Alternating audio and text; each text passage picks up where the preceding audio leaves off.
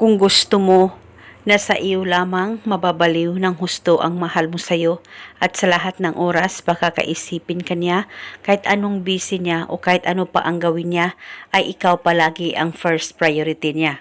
Kaya ngayon, gawin mo itong ritual na ibabahagi ko sa inyo.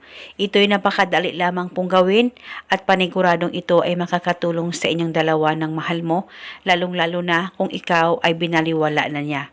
Basta gawin sa mabuti at hilingin ng buong puso.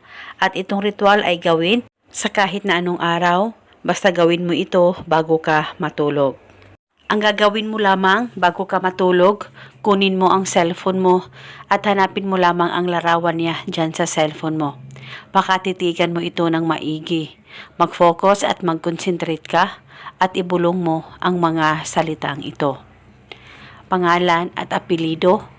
Ikaw ay mababaliw at ako lamang ang pakakaisipin mo sa lahat ng oras. Ibulong mo lamang ito ng 3 beses. Pwede ka rin mag-iba o magdagdag ng hiling kung gusto mo, wala pong problema.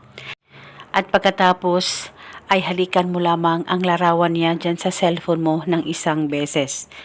At kinabukasan, ulitin ang paggawa nitong ritual. Gawin ito bago ka matulog.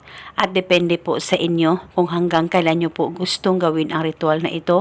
Lalong-lalo na kung gusto mo na ikaw palagi ang iisipin niya at mababaliw siya sa kakaisip sa iyo, ay mas mainam na gawin mo itong ritual bago ka matulog.